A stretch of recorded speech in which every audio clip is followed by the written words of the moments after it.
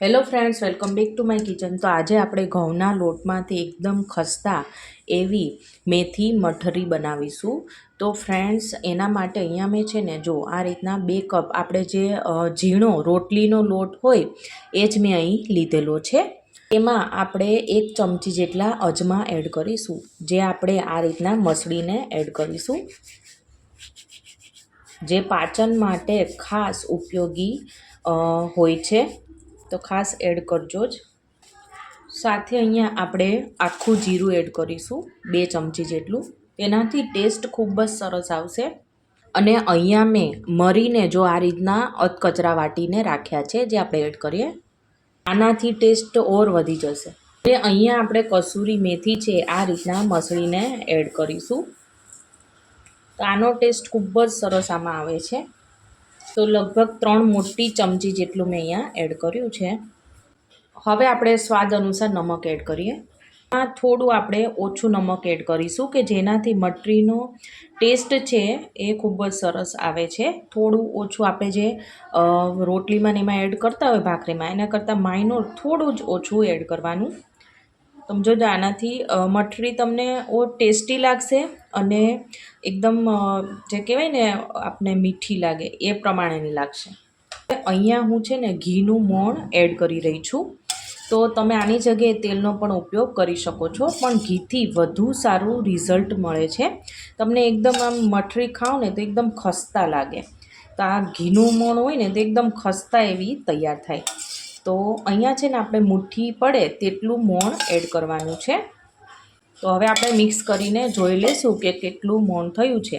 જો આમાં ઓછું મોણ હોય ને તો આપણી મઠરી છે એકદમ કડક બને, અને વધારે હોય તો મઠરી છે એ સાવ ભૂકો થઈ જાય, અને આપણે એકદમ ઘી ખાતા હોય મઠરીમાં, વધારે પડતું ઘી ખાતા હોય એવું આપણને લાગે।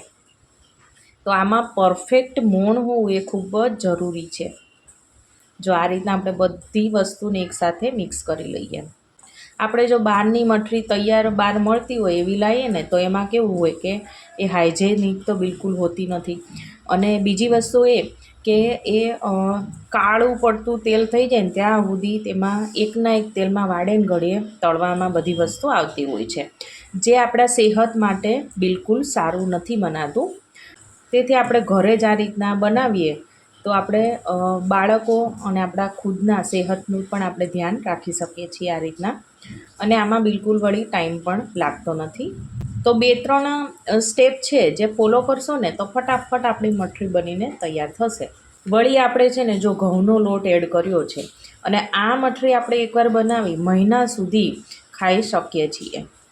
વળી બાળકો ભલે ને જેટલી ખાવી એટલી ખાય, કેમ કે આપણે ઘરની બધી વસ્તુઓ વાપરેલી હોય છે, એટલે કંઈ વાંધો બાળકોને પણ આવતો નથી।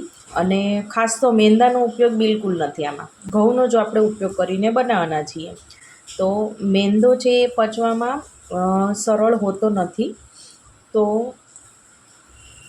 તેની સામે ઘઉંમાંથી કોઈ પણ આપણે વસ્તુ બનાવીએ તો એકદમ હેલ્ધી હોય છે, એટલે તે બિલકુલ બાળકોને નડતી પણ નથી। જો આ રીતના બધું આપણે મિક્સ થઈ ગયું છે, હવે આપણે ચેક કરી લઈએ મોણ કેટલું આપણે થયું છે। તો જો આ રીતના આપણે ચેક કરવાનું, જો મુઠ્ઠી પડે છે, જોયું તમે? આ રીતના મુઠ્ઠી પડે એટલે સમજવું કે એકદમ પરફેક્ટ એવું આપણું મોણ થયું છે। આપણે પાણીથી લોટ બાંધીશું તો થોડું એડ કરતા જશું, અને આ રીતના આપણે લોટને મિક્સ કરતા જશું। તો આ લોટ છે ને એ આપણે રોટલીનો લોટ હોય તેવો નથી રાખવાનો, એના કરતાં થોડો કઠણ, એટલે કે આપણે જે પરોઠાનો લોટ બાંધીએ ને તેટલો કઠણ રાખવાનો છે। અત્યારે મેં આમાં કસૂરી મેથી એડ કરી છે, તમે એની જગ્યાએ આપણે જે ફ્રેશ અત્યારે જે લીલી મેથી આવતી હોય ને એનો પણ ઉપયોગ કરી શકો છો, અને આપણે કોથમીર એડ કરવી હોય એ પણ તમે એડ કરી શકો છો। જો થોડી વારમાં કેટલો સરસ એવો આપણો લોટ પરોઠાનો બાંધ્યો હોય એવો સરસ બંધાઈ ગયો છે। હવે ઉપરથી થોડું તેલ એડ કરીએ, ફરીવાર આપણે મસળી લેશું। આપણે ઢાંકી 15 મિનિટનો રેસ્ટ આપીશું, એટલે એકદમ સરસ એમાં કૂણ આવી જશે, અને પછી જ આપણે આમાંથી મઠરી બનાવીશું। હવે આપણે તેમાં ચોપડવાની સ્લરી તૈયાર કરીએ। તો તેના માટે જો અહીંયા આપણે છે ને માપ લઈ લેવાનું, કોઈ પણ આપણે 1 ચમચી લઈ લેવાની, અને જો અહીંયા છે ને હું 2 ચમચી ભરીને રોટલીનો લોટ એડ કરી રહી છું. 2 ચમચી ભરીને આપણે જો રોટલીનો લોટ હોય ને તો 2 ચમચી ભરીને આપણે ઘી એડ કરવાનું છે. બધું મિક્સ કરીએ.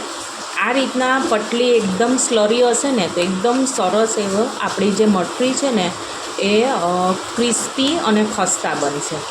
જો આ રીતના તેની કન્સિસ્ટન્સી રાખવાની છે. આપણે ઓલું કન્ડેન્સ્ડ મિલ્ક હોય ને બસ જો તે રીતની છે. આ તમને જોતાં જ ખ્યાલ આવી ગયો હશે. તો બસ આ રીતના જ આપણે રાખવાની છે. અને આ ખૂટી જાય તો તમે આ રીતના બીજી પણ તમે બનાવી શકો છો.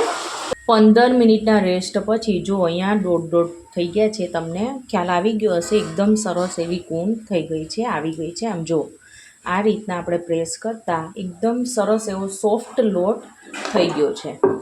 તો આપણે એકવાર આ રીતના તેને લોટને સોફ્ટ કરી લેશું. અને હવે આપણે લોટને પાટલી ઉપર લઈ લેશું. હવે આમાંથી આપણે 4 ભાગમાં તેને ડિવાઈડ કરીશું. એટલે મઠરી બનાવવામાં એકદમ આસાની રહે.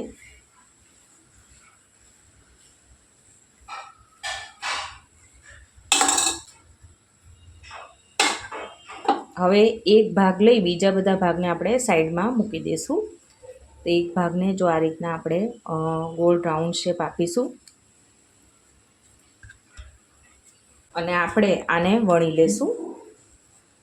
તો જેમ બને એમાં પતલો આપણે રોટલો બનાવીશું. રોટલો એ ઘણો મોટો આપણે બન્યો છે. એટલે પાટલીમાં સમાય એમ હતું નહીં એટલે મેં આ એક પ્લેટમાં લઈ લીધેલું છે. અને હવે આપણે જે સ્લરી બનાવી હતી તે આના ઉપર લગાડીશું. જો આ રીતના ચમચીથી તમે એડ કરી શકો છો.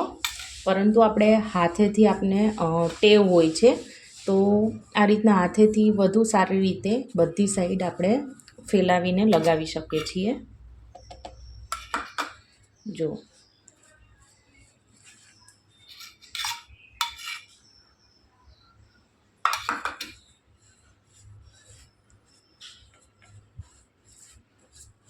તો આ રીતના બધી સાઈડ આપણે ઇક્વલ પ્રમાણમાં સ્લરી લગાડવાની છે. હવે જેમ બને એમ પતલો આપણે એકદમ જો આ રીતના ભેગો રોલ બનાવવાનો છે. જો આ રીતના એકદમ ભેગો જેમ બને એમ ભેગો કરવાનો છે. જેમ બને એમ એકદમ પતલો આપણે આ રોલ બનાવીશું. સાઈડમાંથી તેને પ્રેસ કરતા જશું એટલે સરસ એવો આપણો રોલ બને.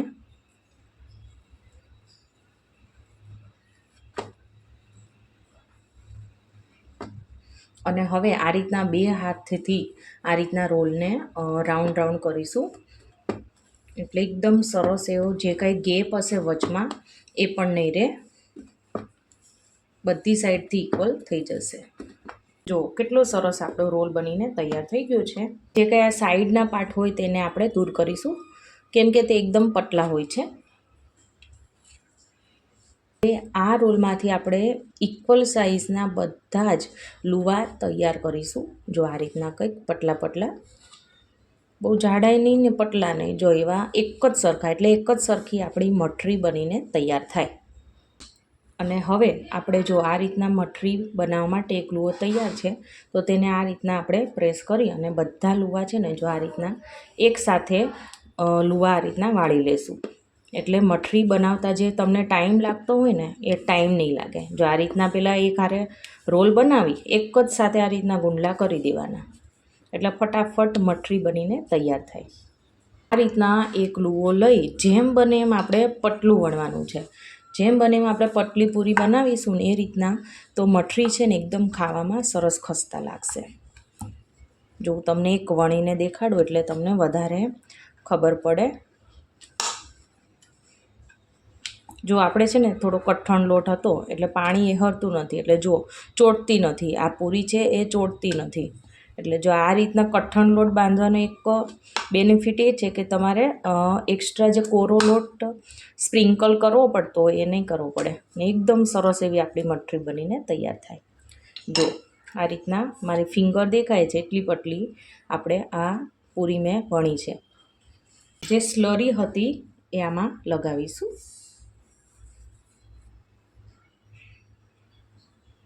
બધી સાઈડ ઇક્વલ પ્રમાણમાં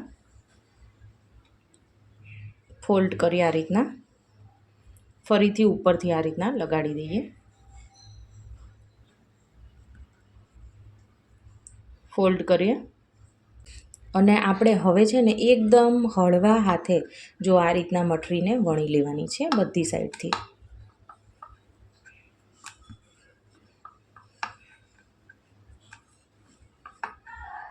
બસ આ રીતના બે વેલણ બધી સાઈડ તમે કરી દો એટલે એકદમ સરસ એવી મઠરી બનીને તૈયાર થાય.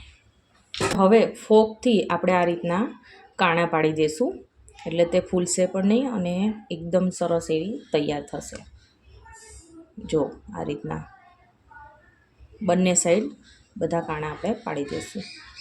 અહીંયા મેં એક મઠરી તૈયાર કરી લીધી છે, તો આવી રીતના બીજી બધી મઠરી આપણે તૈયાર કરી લઈશું.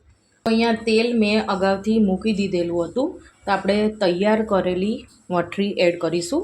તો અહીંયા વધારે પડતું આપણે તેલ નથી આવવા દેવાનું. જો આ રીતના મઠરી છે અત્યારે નીચે જ રહી છે તવલામાં, બસ એટલું જ આપણે તેલ આવવા દેવાનું છે. અને મઠરીના પડ છૂટા પડે તેટલી આપણે આમાં થોડી સ્પેસ રાખવાની છે, એટલે કે જેટલી મઠરી સમાય એટલી જ આપણે આમાં એડ કરીશું. ગેસ અત્યારે મેં મીડિયમ રાખ્યો છે. હવે આપણે છે ને 1 બાય 1 તેને પલટાવીશું. હવે આપણે ફરીવાર આ રીતના પલટાવીશું. આપણે ફરીથી તેને પલટાવીશું. જો આ રીતના કલર આવી જાય ગોલ્ડન બ્રાઉન ત્યાં સુધી આપણે તેને તળવાની છે.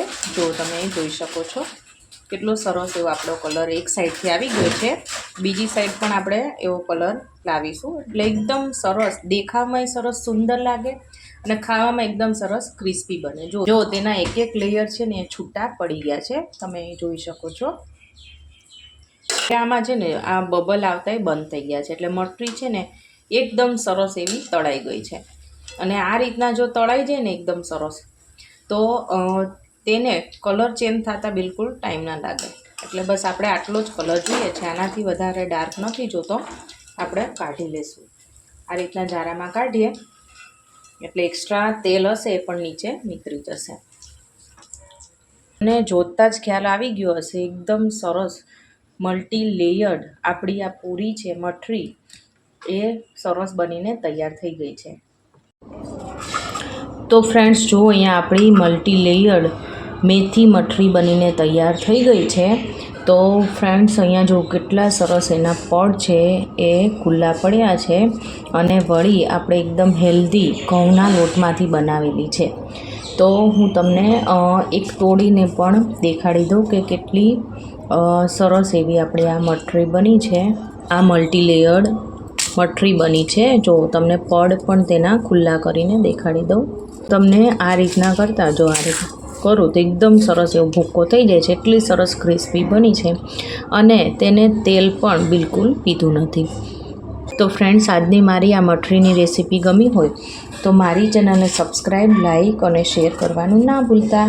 તો આપણે ફરીવાર મળીશું એક નવા જ ઉપયોગી વિડીયો સાથે. Thank you for watching.